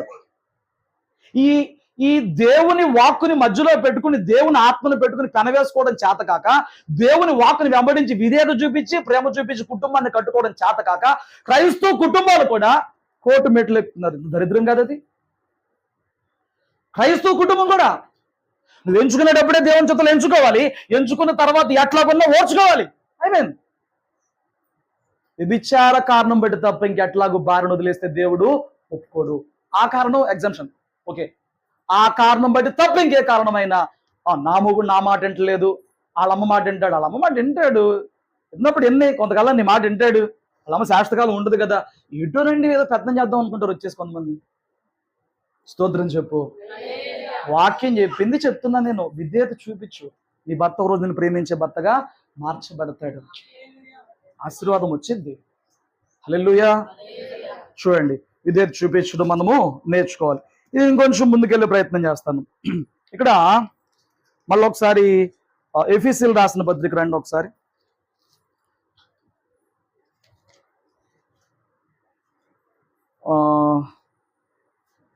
6:4 చదవండి. తండ్రులారా, ఆ మీ పిల్లలకు ఆ కోపం రేపక ఆ ప్రభువు యొక్క శిక్షలోను ఆ బాధలోను బోధలోను బోధలోను ఆ వారిని పెంచుడి. చూడండి, వాక్యం వన్ సైడే మాట్లాడుతుందా అని చెప్పని మీరు అనుకోవద్దు. బిడ్డలు తండ్రులకి లోబడాలి, తల్లికి లోబడాలి అని చెప్తూనే తల్లిదండ్రులు వాళ్ళు కోపంలో ఉన్నప్పుడు వెనక్కి తగ్గాలని చెప్తుంది. ఏమన్నాడు అక్కడ? తండ్రులారా, మీ పిల్లలు కోపం రేపక, పిల్లల కోపం రేగదాకా నువ్వు బలవంతం చేయొద్దు. చెప్పాడు దేవుడు. మీ పిల్లల కోపం రేపక ప్రభు యొక్క శిక్షణలో పోతే కోపం రాకుండా చెప్పాలి. అదొక ఆర్ట్, అందరి వల్ల కాదు. ఎలా చెప్పాలంట? కోపం రాకుండా చెప్పాలి. అది అంటాడు, ఇదని చెప్పామనుకో, అటు చెప్పొచ్చు కండి మా అమ్మ, అటు చెప్పదు మా అమ్మ, అటు చెప్పొచ్చు కండి మా నాన్న, అటు చెప్పడు మా నాన్న. నీ బిడ్డలే అయినప్పటికి కూడా కోపం రేపకుండా చెప్పాలంట. స్తోత్రం చెప్పండి. ఇంకా ఇంకా ఇప్పుడు మీకు ఎన్ని చూపించాను? అబ్రహాము దేవుడిని ఏమి అడిగాడా? అడగల. దావీదు ఏమని అడిగాడా? అడగలేదు. సొలొమోను ఏమని అడిగాడా? శిష్యులు ఏమన్నా అడిగారా? అడగలేదు. శిష్యులు అడగకుండానే వాళ్ళకి ఎలాంటి ఆశీర్వాదం ఇచ్చాడు అని అంటే, దెయ్యాలు ఎలగొడతారంట, రోగాలు ఎలగొడతారంట, చచ్చిన వారిని లేపుతారంట. ఏంటంటే ఆశీర్వాదం? వాళ్ళు ఏమన్నప్పుడు ఏమన్నా భూత వైద్యులు అంటే చేపలు పట్టిన వాళ్ళు, వాళ్ళకేం తెలియదు, చదివేం తెలియదు, వాళ్ళకి చదువు సంజయం లేవు, చేపలు పట్టిన వాళ్ళు. వాళ్ళ దగ్గర ఆ సముద్రంలోకి వెళ్ళి వస్తే స్మెల్ ఉంటుంది, అదే ఉంటుంది వాళ్ళకి. చేపలు అమ్మిన స్మెల్ ఉంటుంది వాళ్ళ దగ్గర. వారిని పిలిచినప్పుడు నన్ను వెంబడించండి అని వాళ్ళ ఆ మాటకి విధేయత చూపించారు. కాబట్టి ఆ రోజున గొప్ప గొప్ప వాళ్ళు ఎందరో ఉన్నా, పరిసయ్యుల్లో, శాస్త్రుల్లో, జ్ఞానులు గొప్ప గొప్ప వాళ్ళు ఎందరో ఉన్నా, ధనికులలో గొప్ప గొప్ప వాళ్ళు ఎందరో ఉన్నా, ఆ చేపలు పట్టేవారు వారు చూపించిన విధేయతను బట్టి దేవుడు వారికి ఆత్మ సంబంధమైన ఆశీర్వాదాలు ఇచ్చిన వాడిగా ఉన్నాడు. ఓ ప్రాగ్లా, నాకు అదివు, నాకెదివు, నాకదివు ఓ కొట్టుకోక్కర్లా. నువ్వు ఆయన వెంబడించు. ఏ రోజున నీకు ఆ స్థితి, ఆ అభిషేకపు స్థాయి, నీకు ఆత్మ సంబంధమైన వరము ఇవ్వాలి, ఇస్తాడు. హల్లెలూయా. వాడు మీకు అర్థమైందా? ఈ రోడ్ల వెంబడి వెళ్ళేటప్పుడు పోస్టర్లు పెడతా ఉంటారు, చూస్తే అభిషేక మహోత్సవాలు అంట. ఇప్పుడు ఏంటి, చాలా మందికి దేవుని అభిషేకం పొందుకుంటే నేను ఏదో బలాఢ్యుని అయిపోతావు. ఎలా అభిషేకం పొందుకుంటావు? ఇంతకీ ఇప్పుడు ఆ సభలోకి వెళ్ళి కూర్చుంటే అవుతావా? అభిషేకం పొందుకుంటావా? సభలో కూర్చుంటే అవుతావా? నీకు దేవుణ్ణి వెంబడించే బుద్ధి లేకుండా, నీకు దేవుణ్ణి చాలా జాగ్రత్త చెప్తున్నానండి. ఏలీ గారు ఎంతమంది తెలుసు? ఏలియా కాదు, ఏలీ గారు ఎంతమంది తెలుసు? ఆయనకి ఇద్దరు కొడుకులు ఉన్నారు. హన్నా ఎంతమంది తెలుసు? ఆవిడకు ఒక్కడే కొడుకున్నాడు. హన్నా కొడుకు అక్కడే ఉన్నాడు. ఏలీ కొడుకులు, హన్నా ఒక సామాన్యురాలు, ఏలీ ఇజ్రాయేలీల నాయకుడు, న్యాయాధిపతి. అది న్యాయాధిపతి ఆయన. తర్వాత యాజకుడు, ఎట్ ఏ టైం ప్రధాన యాజకుడు. దేవుడు వచ్చి ఇప్పుడు ఈయన బిడ్డలతో మాట్లాడట్లా. అదేంటంటే ప్రధాన యాజకుడు పిల్లలుగా, అదేంటంటే నిత్యము మందిరంలో పడి ఉండేవాళ్ళుగా, అదేంటంటే నిత్యం బలిపీఠం దగ్గర పరిచయం చేసేవాళ్ళుగా వీళ్ళతో మాట్లాడకుండా బచ్చగారితో మాట్లాడతాం ఏంటి? బచ్చగాడే కదా ఆయన. ఎవరు? సమూయేలు పిల్లడు. అది పిలిచే దేవుడా మనిషి ఏం తెలియదు. అతనితో మాట్లాడడం ఏంటారంటే, అంత చిన్న వయసులోనే తల్లికి విధేయత చూపించాడు, అంత చిన్న వయసులోనే సేవకుడి విధేయత చూపించాడు, అంత చిన్న వయసులోనే దేవుని ఆ యాజకత్వ పరిచయలు విధేయత చూపించి బతికిన వాడిగా ఉన్నాడు. వీళ్ళిద్దరు ఇక్కడ ఉన్నారు, అనుభవజ్ఞులే. మరి దేవుడు ఎవరితో మాట్లాడుతున్నాడు? ఎవరు స్థిరపడ్డారు? ఎవరు స్థిరపడాలా? విధేయతే. స్తోత్రం చెప్పండి. హల్లెలూయా. నాకు ఎప్పుడు ఈ సంఘటన చెప్పడం, విధేయత అనే మాట వాడినప్పుడల్లా ఈ సంఘటన ఒకటి చెప్పడం నాకు ఎప్పుడు ఇష్టమండి. ఏ సంఘటన అంటే, విన్నా నేను మళ్ళీ చెప్తా, నాకు చాలా ఇష్టం అండి. ఎందుకంటే ఇక్కడ లోపడలేరు చాలా మంది. ఒక చోట ఒక దైవజనుడు సంఘం నడిపిస్తూ ఉంటాడంట. ఆ సంఘం నడిపిస్తూ ఉన్న చోట దైవజనుడు ఆత్మచేత నడిపిస్తూ ఉంటాడు. అంటే దేవుడు చెప్పింది చేస్తాడు. మనుషుల ముఖాలు చూసి మనుషుల ముఖాలకు విలువిచ్చేవాడుగా ఉంటారు అన్నమాట. ఈ రోజున కొన్ని చోట్ల, అన్ని చోట్ల, కొన్ని చోట్ల సంఘానికి వెళ్తే ఆ మనుషుల ముఖాన్ని చూసి, మనుషుల స్థితిని చూసి వాళ్ళకి ఆ విలువలు తారతమ్యాలు ఉంటాయి. కానీ ఆ సేవకుడు ఆత్మచేత నడిపించబడుతున్న సేవకుడు ఆ సంఘంలో ఒక డోలక్ కొట్టే కుర్రోడు ఉన్నాడంట, బాగా కొడతాడంట పాటలకి. మనోడు కొట్టాడు కదా, మంచిగా అలా కొడతాడంట. కొత్తగా ఒక కుర్రోడు వచ్చాడంట, అతడు లైట్గా టచ్ ఉందంట. ఇప్పుడు సేవకుడు అన్నాడంట ఈ కుర్రోడిని, నాన్న నువ్వేం చేస్తావంటే ఆ డోలక్ ఆ కుర్రోడికి ఇచ్చేసి నువ్వు నా పక్కన కూర్చో చాలా అన్నాడు. వీడు ఎప్పటి నుంచి కొడుతున్నాడు తెలుసా? సంఘం మొదలెట్టిన కాడి నుంచి ఈ కుర్రోడే కొడుతున్నాడు. ఇప్పుడు ఆడు నిన్న కాక మొన్న వచ్చాడు, ఇప్పుడు వాడికి డోలక్ ఇచ్చేసి నేను పక్కన కూర్చున్నాడు. తీరా పక్కన కూర్చున్నాక ఆడేమన్నా మంచి కొడుతున్నాడా? వాడంట ఆడికి అసలు వచ్చి రాకు కొడుతున్నాడంట. ఈ కుర్రోడు కొడితే పాట కలుగుతుంది, అంత కలుగుతుంది, బాగా వెళ్తుంది. ఆడు కొట్టట్లా సరిగా. ఈ కుర్రోడు మాత్రం నువ్వు కూర్చో అని చెప్పి 4 వారాలు అయిపోయింది, 6 వారాలు అయిపోయింది, నువ్వు మళ్ళీ కొట్టు అని చెప్పని అంటలా. అప్పుడు ఈ కుర్రోడు ఏం చేయాలి? హృదయంలో దెయ్యాలు వచ్చి దూరతాయి తెలుసా మీకు? ఏం దూరతాయి?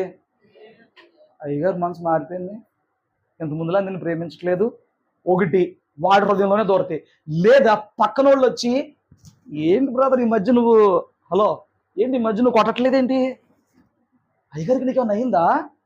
అయ్యగారికి మీద కోపం వచ్చినట్టుంది. ఈ మధ్యలో ఈ దెయ్యాలు ఉంటాయి అన్నమాట కొన్ని. మాట నీకు అర్థమైందా? మరి అలాంటి పరిస్థితులు ఉంటాయా ఉండవా? ఆ పిల్లోడు మాత్రం అట్టా కూర్చున్నాడంట, నా దైవజనుడు కొట్టమంటే కొడతా, లేకపోతే పక్కన కూర్చుంటా, నాకు కావాల్సిందల్లా నా దైవజనుడికి ఇదే చూపించడమే. అయిపోయింది. 1 సంవత్సరం కాలం అయిపోయింది, 2 సంవత్సరాల కాలం అయిపోయింది, 3 సంవత్సరాల కాలం అయిపోయిందండి. 3 సంవత్సరాల తర్వాత ఒక రోజు అన్నాడంట, నాన్న ఈసారి డోలక్ నువ్వు తీసుకుని కొట్టు అన్నాడంట. ఎన్ని సంవత్సరాల తర్వాత? ఇప్పుడు నేను అనుకో ఆడే కొట్టమని 3 ఏళ్ళ నుంచి కొట్టించుకున్నావు, మళ్ళీ ఏంటి ఇప్పుడు కొడా ఆడే కొట్టమని వచ్చిద్దరు రాదండి ఇలాంటి మెంటలో కొట్టనన్నా అని చెప్పి చక్కగా తీసుకుని మళ్ళీ కొడతాం మొదలుపెట్టి. ఇంతకు ముందు కొట్టినప్పుడు ఏమి ఉండేది కాదంట. కానీ ఈ పిల్లోడు మళ్ళా కొడుతున్నప్పుడు 3 సంవత్సరాల తర్వాత ప్రాక్టీస్ పోయింది కదా, నేను ఇక్కడ కాబట్టి వేరే సంఘానికి వెళ్ళి కొట్టుకుంటా ఉంటాయి, వచ్చేది దెయ్యాలు ఏమీ లేవు. విధేయత చూపించాడు, 3 ఏళ్ళు అయిపోయింది, మళ్ళీ డోలక్ తీసి కొడుతుంటే ఈసారి కొడుతున్నప్పుడు ఈయన ఆ పాటలకి డోలక్ కొడుతున్నప్పుడు ఈయన విధేయతను చూసిన దేవుడు అంట, ఈయన కొట్టిన ప్రతిసారి దేవుని ఆత్మాభిషేకం ఆ సంఘం మీద దిగి వచ్చేలాగా అతన్ని ఆ కృపతో అభిషేకంతో నింపేశాడండి. హల్లెలూయా. నీకు విధేయత చూపించడం స్పెల్లింగ్ తెలుసా? నీకు నచ్చినా నచ్చకపోయినా, నీ జ్ఞానం ఏం చెప్పినా ఫస్ట్ ఆఫ్ ఆల్ లోబడాలి, తర్వాత స్మూత్గా మాట్లాడుకోవచ్చు. లోబడాలి. ఈ విధేయత నీకుందా? ఈ విధేయత నీకుందా? నీకు విధేయత ఉండాలి. కానీ నేను అంటున్నా, అడగకుండానే దేవుడు నీ జీవితంలో నీకు చాలా తీసుకొచ్చి కొమ్మరించేసి వెళ్ళిపోతా, అడగకుండానే. మీ అందరికి తెలుసు కాబట్టి నేను రిఫరెన్స్తో పని లేకుండా ఇంకా ముందుకు వెళ్తాను, టైం దృష్టిలో పెట్టుకుని. మీకు షునేమి వాళ్ళ గురించి బాగా తెలుసు. ఎవరావిడ? ఇంకేముంది ఆవిడ దగ్గర? ఇజ్జపరే ధనం డబ్బు బాగుంది ఆవిడ దగ్గర. సో ఇప్పుడు ఎలీషా గారు అక్కడెక్కడో ఏంటది బ్రిడ్జ్ అవతాల నుంచి ఈ మూలకి ఎక్కడికో పరిచయకి వెళ్తా ఉండేవాడంట. ఆవిడ గండ్రోలు కాబట్టి, పెద్దలు కాబట్టి, పైన అందరూ కనపడతారు, పోయేవాళ్ళు కనపడతారు కాబట్టి చూసింది. ఇంకో రోజు గుర్తుపట్టింది. 3 రోజుకి వెళ్ళిపోయి ఆయన అంట బలవంతం చేస్తుంది, అయ్యా రా వచ్చి ఇంట్లో భోజనం చేయి రా అని చెప్పని. ఆయన ఫస్ట్ చేయనన్నాడు. కాదు ఎంత దూరం నుంచి వెళ్తున్నావు కదా, మధ్యాహ్నం కరెక్ట్ ఆ భోజన టైంకి వస్తాను, భోజనం చేసి వెళ్ళి బలవంతం చేస్తాను.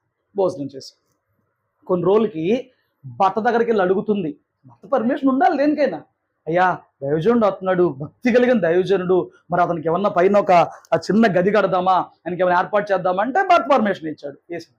మీరు అక్కడ చూడండి, ఇప్పుడు తన హృదయంలో దేవునికి సేవకునికి ఏదైనా చేయాలని ఆ ప్రేరేపణకి తను ముందుకు వెళ్ళి చేసిన తర్వాత ఇప్పుడు దైవజనుడు పిలిచి అంటాడు, నీకేం కావాలి? రాస్తే ఏమన్నా మాట్లాడాలా, లేకపోతే ఏమైనా సెటిల్మెంట్ కావాలా, ఎవరితో మాట్లాడాలా? ఆవిడేమన్నా చేసిన దాన్ని ప్రతిఫలం కోరుకోలా.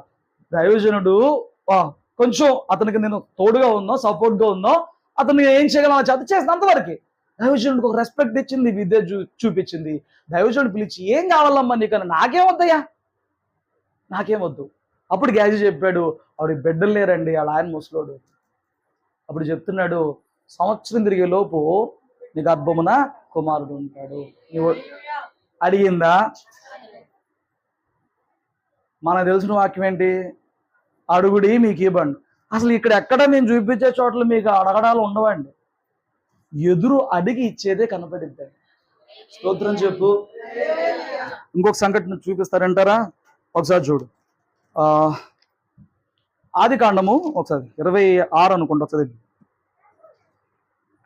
మొదటి వచనాలు చదవండి. అబ్రహాము దినములలో ఆ, వచ్చిన మొదటి కరువు గాక ఆ, మరి ఒక కరువు ఆ దేశములో వచ్చెను. ఆ, అప్పుడు ఇస్సాకు ఆ, గెరారులోనున్న ఆ, ఫిలిష్తీయుల రాజైన అబీమెలెకునొద్దకు వెళ్ళెను. ఆ. అక్కడ యెహోవా అతనికి ప్రత్యక్షమై ఎవరికి ప్రత్యక్షమయ్యాడు? ఎవరికి? ఇస్సాకుకు ప్రత్యక్షమయ్యాడండి. ఆ స్టోరీ ఇస్సాకుది.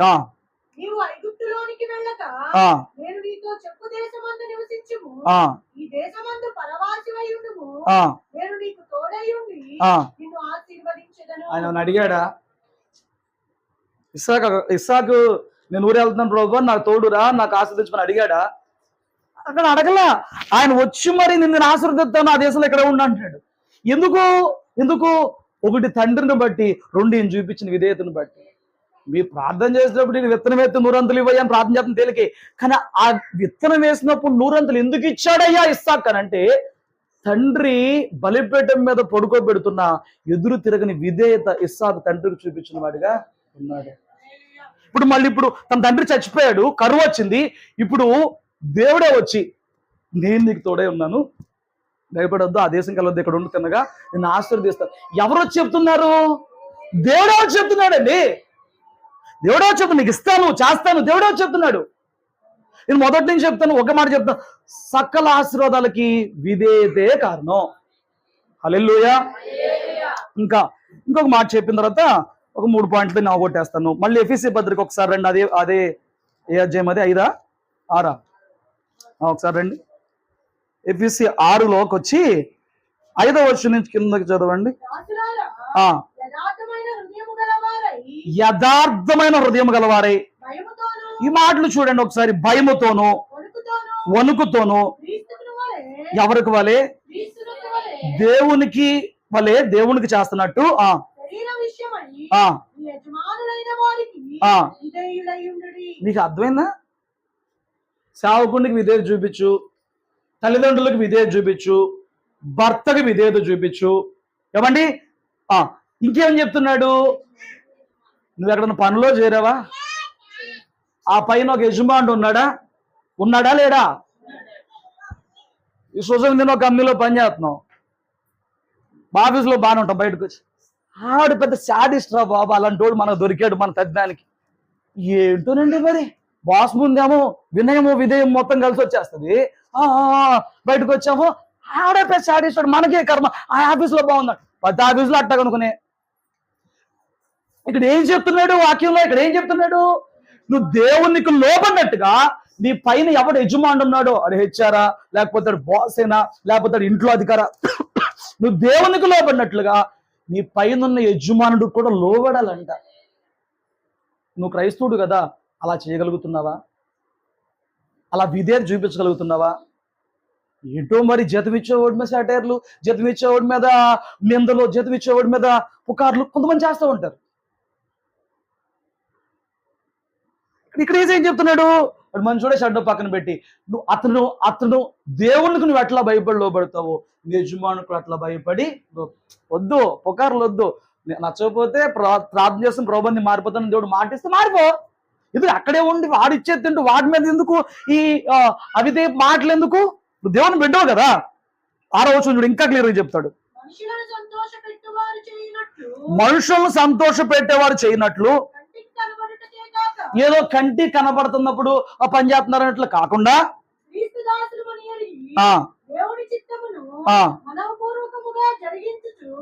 మనుషులకు చేసినట్టు కాక ప్రభువునకు చేసినట్టు ఇష్టపడు. నువ్వు ఇంట్లో ఒక పని మనిషిగా జాయిన్ అయ్యావా? నువ్వు స్కూల్లో ఒక టీచర్గా జాయిన్ అయ్యావా? నువ్వు గుమస్తాగా జాయిన్ అయ్యావా? నువ్వు అక్కడ జాయిన్ అయినప్పుడు నీ యజమానుణ్ణి దేవుడు అనుకోవాలి అనొద్దు. మనసులో దేవుడికే లోపడదాం అనుకుంటుగా లోపడాలి. ఆడే దేవుడు అండి, మనిషి ఎప్పుడు దేవుడు అవడు. కానీ నువ్వు నీ యజమానుడు దేవుడు స్థానంలో ఉన్నట్లు భావించి ఆ యజమానుడికి లోపడాలంట. ఏదో ఆయన చూస్తున్నప్పుడు కొంతమంది భలే ఆశలు ఎత్తారండి. అందుకే సీసీ కెమెరాలు వచ్చినాయి. ఎందుకు వచ్చినాయి మరి? ప్రతి ఆఫీసులో సీసీ కెమెరాలు వచ్చినాయి. ఏంటి ఇప్పుడు తెలంగాణ గోరకట్టు పెట్టాలంట. ఏంటంటే రాకుండా వచ్చానని చెప్తున్నాడు. మరి ఆడు జీతం ఇచ్చుడు ఎంత నష్టపోతున్నాడు? ఇటు రాడు, వచ్చానని చెప్తాడు, రిజిస్టర్లో 10:30కో 9:30 వేస్తాడు, సంతకం పెడితే వెళ్ళిపోతాడు ఇంత ముందు. ఇప్పుడు ఇవ్వాల్సిందే. ఇవన్నీ ఎందుకు వచ్చినాయంటే వీళ్ళు ఎట్టాకు విధేయత చూపించి పెడితే భయపడతారని పెడుతున్నారు. స్తోత్రం చెప్పు. అయితే నువ్వు క్రైస్తవుడు అయిన తర్వాత, లోక సంగతి పక్కన పెట్టు, నువ్వు క్రైస్తవుడు అయిన తర్వాత నువ్వు ఎలా పని చేయాలయ్యా అని యజమాని కనంటే, నేను మనిషికి చేయట్లేదు, నువ్వు మనిషికి చేయట్లా, నువ్వు మనిషికి లోపట్ల దేవునికే చేస్తున్నానంటే ఆయన సంతోషపెట్టేలాగా చేయి. అది చూసినప్పుడు కాదు, చూడనప్పుడు కూడా నమ్మకంగా చేయి. అది విధేయత అంటే. చూడనప్పుడు కూడా చేయాలి, అది విధేయత అంటే. యజమానులకు చెప్పాడు, మీరేదో ప్రభువులు అన్నట్టుగా వాళ్ళ మీద డిమాండ్ చేయక వాళ్ళ మంచి మనసుతో చూసుకోండి అని కూడా చెప్పాడు. ఎప్పుడు వాక్యం ఒక పక్కనే అనుకోమాక, అడ్డుపక్కన తర్వాత కింద వచ్చిన చదువుకోండి. యజమానులారా మీరేదో ప్రభువులు అన్నట్టుగా వాళ్ళ మీద మీరు పెత్తనాలు చేయమాకని కూడా చెప్పాడు, వాళ్ళకే చెప్పాడు. కానీ నీకు ఆశీర్వాదం రావాలంటే నువ్వు విధేయత చూపించాలి. హల్లెలూయా. అయితే ఈ క్రైస్తవుల్లో వచ్చే వాళ్ళలో ఈ దేవుని 3 రకాలు ఉంటారండి. విధేయత విషయంలో 3 రకాలు ఉంటారు. నేను ముగిస్తాను జాగ్రత్త. 3 రకాలు ఉంటారు. ఎవర్రా 3 రకాలు అని చెప్పనంటే, ఒకడు చెబితే చాలు చేసేస్తాడు, ఆడికి అసలు అక్షరం పొల్లుబోదు. చెప్పావు కదా నేను చేస్తాను, కొంతమంది చేసేస్తారు. మొన్న ఆ చర్చిలో పరిశుద్ధమ్మ అంటే వాళ్ళ అబ్బాయిని కొట్టేసి వచ్చిందంట. పాపం ఆవిడికి తెలియదు, మంచి చెడు సాక్ష్యం చెప్పారు, మా అబ్బాయిని కొట్టేసి వచ్చారంటది. ఇన్ని ఎవరు ఏమనుకుంటారు. నేను చెప్పా, అమ్మ ఎప్పుడైనా ప్రేమతో గెలవాలి, ఫైటింగ్తో గెలవలేవు అని చెప్పి. మళ్ళీ మా అయ్యగారు ప్రేమతో ఉండమన్నాడు కానీ మా అబ్బాయితో ప్రేమగా ఉంది. ఆడికి అక్షరం చెప్తే చాలు, ఆడి చేస్తాడు అంతే. ఇక వివేచన ఉండదు, చెప్తే చేస్తాడు అంతే. విధేయత అంతే. స్తోత్రం చెప్పండి. హల్లెలూయా. చెప్తే మీరు ఎలా తీసుకుంటారు నాకు తెలియదు కానీ నాకు నచ్చిన హృదయానికి విషయం, ఫస్ట్ ఎజ్రావుల్ ఇంటికి వచ్చాను, నువ్వు తీసుకొచ్చావు అంతే కదా. ఎజ్రావుల్ వచ్చాను. పాపం ఈవిడ వచ్చేసి కింద ఉన్నాం కదా, సాగుకున్నాం కదా, రావట్లా. నాకు అప్పుడే అర్థమైపోయింది వీళ్ళకి ఏదో అవుతుంది, అత్తకే కాళ్ళకి వచ్చి అడిగా, అమ్మ మీరు మంచిగా ఉన్నారు, మా అత్త మాతో మాట్లాడు. నేను చెప్పా, నీ బిడ్డలకు దీవెన కావాలంటే నువ్వు మీ అత్తతో సమాధానం పెడు అని చెప్పాను. సర్లే ఇప్పుడు పైకి రమ్మందని మేము పైకి వెళ్తే మా వెనకమాల వచ్చేసేసి మా ముందే చేతులు పట్టి నాతో నన్ను క్షమించుకోండి. ముందేం జరిగిందో పక్కన పెట్టు, చెప్పింది ఏంటి, నువ్వు సమాధానంగా ఉండాలి. ఆవిడ చేసింది ఏంటి, సమాధానం పడింది. అది దేవుడు చూస్తాడు. నువ్వు నాకు 100 చెప్పొచ్చు, ఆవిడ మంచిది కాదు, నువ్వు 100 చెప్పొచ్చు, చెప్పింది వింటే విధేయత, అంతే అయిపోయింది. దేవుడి దగ్గర పాస్. నువ్వు 100 చెప్పు, ముందు వెనక అనవసరంలా. సేవకుడు చెప్పాడా, దేవుని మాట నమ్మేవా, విధేయత చూపించా, నీ ఆశీర్వాదం నీకు ఉంటుంది. హల్లెలూయా. ఒక రకం ఎలాగంటే క్రైస్తవుల్లో ఆడికి ఏమి ఉండదండి, ఆడికి జ్ఞానం ఉండదండి, ఏముండదండి, చెబితే చేస్తాడు అంతే. ఆ కోతికి కత్తించి కనుక ఏక వాళ్ళతో నరికేమంటే అది పేక్కొని నరికేసినట్టు కొంతమంది చేసేస్తారు అంతే. విధేయత ఇది ఒక రకం.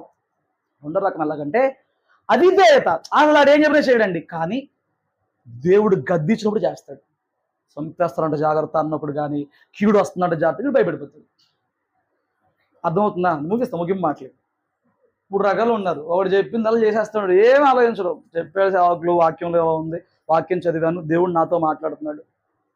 సౌలు అగ్రిప్పరాజు ముందు నిలబడినప్పుడు అంటాడు, నువ్వు ఎందుకు ఇలా తయారయ్యామని పౌల్ని అడిగినప్పుడు, సౌలు పౌలుగా మారాడు కదా, అంటాడు, నేను దమస్కు మార్గంలో వెళ్తున్నా, నాకు ఒక వెలుగు కనబడింది, దర్శనంలో దేవుడు మాట్లాడాడు, నాకు దేవుడు ఇచ్చిన దర్శనం బట్టి ఆయన మాటకు విధేయత చూపించాలి కదా, అందుకే ఈ మార్గంలో క్రీస్తుని వెంబడిస్తున్నాను.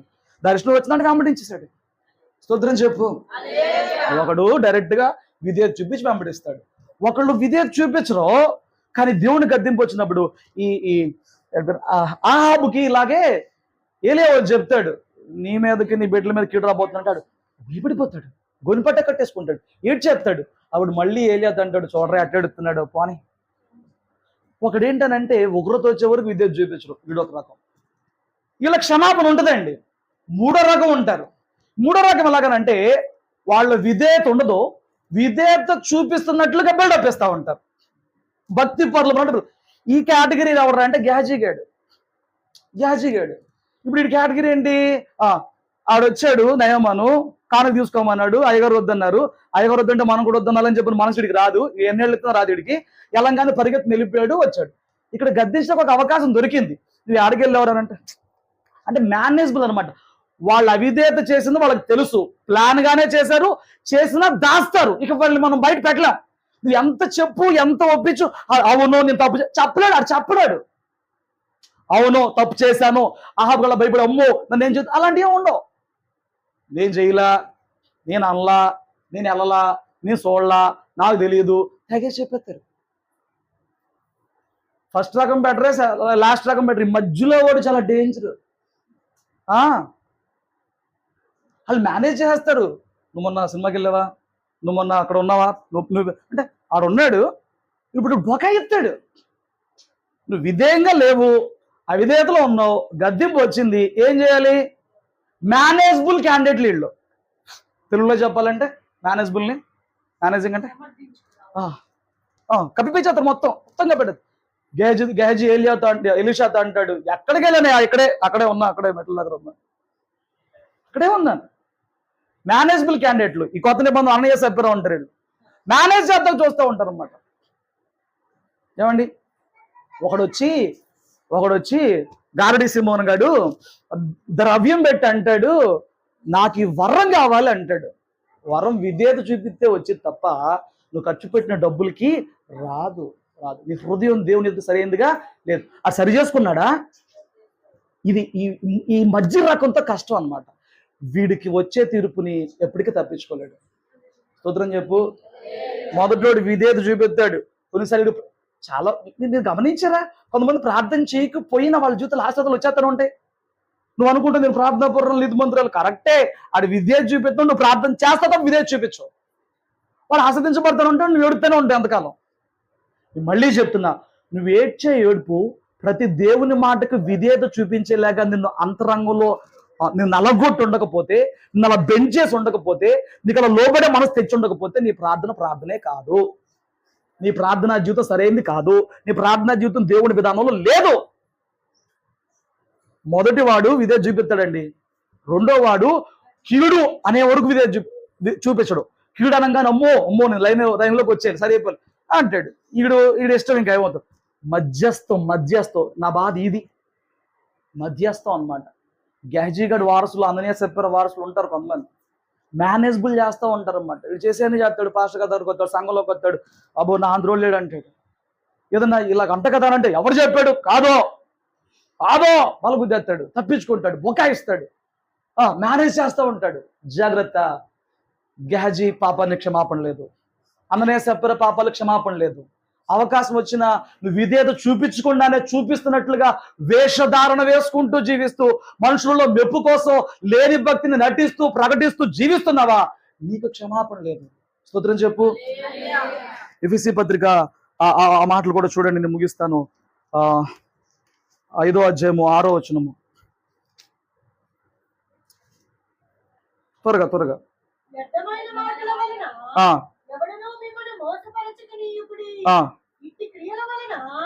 దేవుని ఉగ్రత ఇప్పుడు దాకా నేను చెప్పా, విధేయత ఉన్నోడికి అన్ని ఆశీర్వాదాలు, కానీ అవిధేయత ఉన్న వాడి మీదకి దేవుని ఉగ్రత వస్తుంది. ఏమొస్తుందంట? కొలసీలు 3:6 కూడా చదవండి. 3:6 త్వరగా.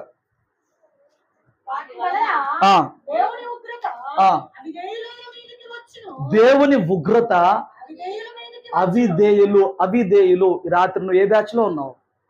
రాత్రి దేవుని యందు సర్వసంపదలు అన్నీ ఉన్నాయి, లేదంటే ఏం లేదు, ఏసీలో జరగదంటే ఏం లేదు, అన్నీ జరుగుతాయి. ఆయనకు అసాధ్యమైంది ఏది లేదు, జరుగుతాయి, నీకు అన్నీ జరుగుతాయి. కానీ ఆ గుప్తమైన ధననిధిని ఎలా పొందుకునే ప్రయత్నం చేస్తున్నావు నువ్వు? అవిధేయులు ఒకళ్ళు ఉన్నారు, విధేయులు ఒకళ్ళు ఉన్నారు, విధేయులు కూడా నటించి అవిధేయులు ఉన్నారు. ఏ బాపతలో ఉన్నావు నువ్వు? ఏ కేటగిరీలో ఉన్నావు నువ్వు? ఏ వర్గంలో ఉన్నావు నువ్వు?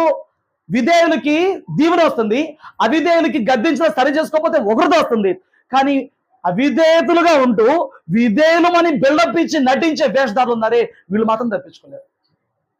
అవిధేయుల మీద ఉగ్రత వచ్చిందండి, కానీ గద్దించినప్పుడు అది తప్పించుకోవచ్చు. చాలా మంది తప్పించుకున్నారు, అట్లా చాలా మంది తప్పించుకోవచ్చు. కానీ ఈ అవిధేయులయుండి కూడా బయటికి నేను అవిధేయుడని చెప్పుకోకుండా మేనేజ్ చేస్తాడు చూడు.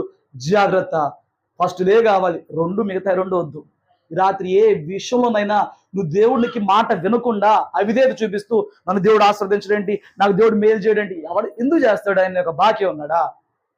ఒకటే చెప్తున్నా, నువ్వు అడగకపోయినా మేలు జరగాలంటే నీ జీవితానికి నువ్వు ఊహించని గొప్ప కార్యం సొలొమోను లాగా అడగనే కూడా నీకు రావాలనంటే విధేయత చూపించడం నేర్చుకో, అనుకూలమైన ప్రార్థన చేయడం నేర్చుకో, ఆత్మను ఇంకా ప్రభువుకి విధేయత చూపించలేక లోపరుచుకునే ఆత్మ సమనం ప్రార్థన చేయడం నేర్చుకో. అడగకపోయినా బోళ్ళ నీ జీవితంలో వస్తాయి, నీ కొదువైన వస్తాయి. అడగకుండా ఎన్ని అడిగితే వచ్చినాయా?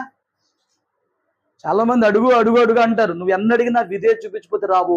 అడుగు, విధేయత చూపిస్తూ అడుగు, రిజల్ట్ తప్పకుండా రాబోయే రోజుల్లో నువ్వు పొందుకుంటావు. అట్టి కృప, అట్టి భాగ్యం, అట్టి ఆశీర్వాదము ఇప్పుడు వచ్చిన ప్రతి ఒక్కరూ ఈ కుటుంబము దేవునికి విధేయత చూపించడం వలన, సేవకునికి విధేయత చూపించడం వలన, తమ యజమానులకు విధేయత చూపించడం వలన, తమ తల్లిదండ్రులకు విధేయత చూపించడం వలన, తమ భర్తలకు విధేయత చూపించడం వలన ప్రతి మేలు పొందుకుందురుగాక. ప్రార్థన చేసుకుందాం తల్లి.